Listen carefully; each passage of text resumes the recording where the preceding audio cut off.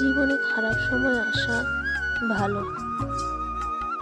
খারাপ সময় না আসলে কখনো মুখোশ পরা বেঈমান মানুষগুলোকে চেনা যায় না। মানুষের খারাপ সময় সারা জীবন থাকে না, তাই খারাপ সময়ে যারা খারাপ ব্যবহার করে তারা সব সময় মনে রয়ে যায়। তো হাই হ্যালো গুড মর্নিং, কেমন আছো সবাই? আশা করি সবাই ভালো আছো। আমার নতুন আরেকটি ব্লগে তোমাদের সবাইকে স্বাগত জানাচ্ছি। তো এটাই বলতে চাইছি আর কি, যে খারাপ সময় আসাটাও জরুরি, না হলে আমরা ওই খারাপ মানুষগুলোকে চিনতে পারবো না। খারাপ ব্যবহার করে তারা সবসময় মনে রয়ে যায়। কথা হজম করতে শিখুন। আরেকটি কথা বলছি, কথা হজম করতে শিখুন। এটা তোমাকে জিততে সাহায্য করবে। নিজেদেরকে কখনো খারাপ ভাববেন না, কারণ নিজেদেরকে খারাপ ভাবার জন্য নিজের বন্ধু বান্ধব, আত্মীয় স্বজন, তারপর তাদের পরিজন, এরাই যথেষ্ট। তো আমার লাইফেও এরকম কিছু মানুষ ছিল যাদের নিয়ে এখনো আমি আছি, সংসার করছি। কিছু করার নেই, সংসার তো করতেই হবে। বিয়ে যখন করেছি, সংসারের সমস্ত কাজকর্ম করতে হবে, এইসব মানুষগুলোকে নিয়েও থাকতে হবে। তো এটাই বলতে চাইছি। আর এখানে দেখো, আমার সকাল থেকে সব কাজ বাজ সেরে নিচ্ছি। ঘর পরিষ্কার করা, ঘর মোছা, ঘর থালা বাসন মাজা সব হয়ে গেছে। এখন আমি ঘরটাকে মুছে নিচ্ছি।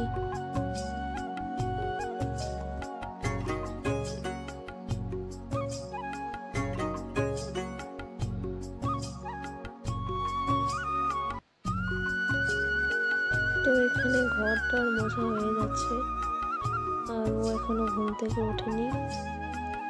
ঘুম থেকে না ওঠা অব্দি ও বাজার আনবে না। তো এখানে আগে কিছু শিং মাছ ছিল, শিং মাছগুলোকে এখন আমি কাটবো জাদু মন্ত্র দিয়ে। ছুপ, কাটা হয়ে গেল মাছ। এখন আমি বাড়ি ঘর পরিষ্কার করবো, মানে আমাদের যেটুকু উঠোন আছে ওইটুকু পরিষ্কার করব। এমনিতেই উঠোন নেই।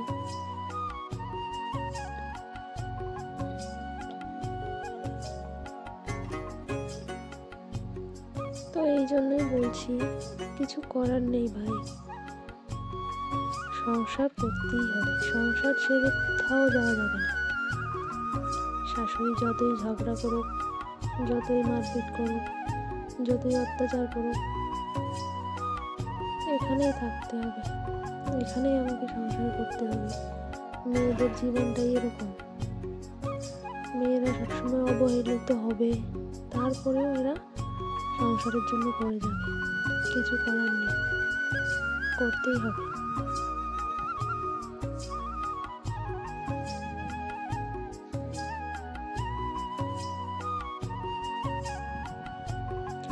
এখন আমি উঠোন ঝাড়ু দেওয়া হয়ে গেল। এখন আমি যেই ময়লাগুলো আছে ওইগুলোকে ফেলবো।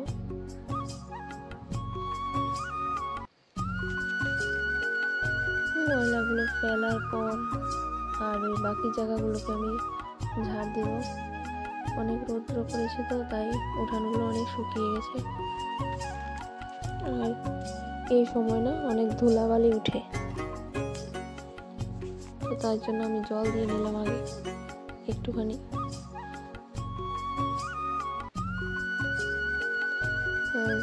উঠান ঝাড়ু দিয়ে স্নান করে আমি চলে এসেছি পূজার ঘরে। পূজাও দিয়ে দিলাম।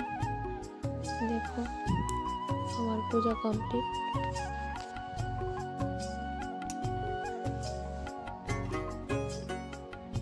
একটু ক্লিপ নিলাম পূজার ঘরে এসে। এখন আমি সকালে ব্রেকফাস্টটা করে নিব। ছিল কালকের একটু মাছের তরকারি, তারপর ব্রেকফাস্ট সেরে এখানে রান্না বান্না করছি। তো আমার ভিডিওগুলোকে ভালো লাগলে লাইক কমেন্ট শেয়ার করে দাও। চলো।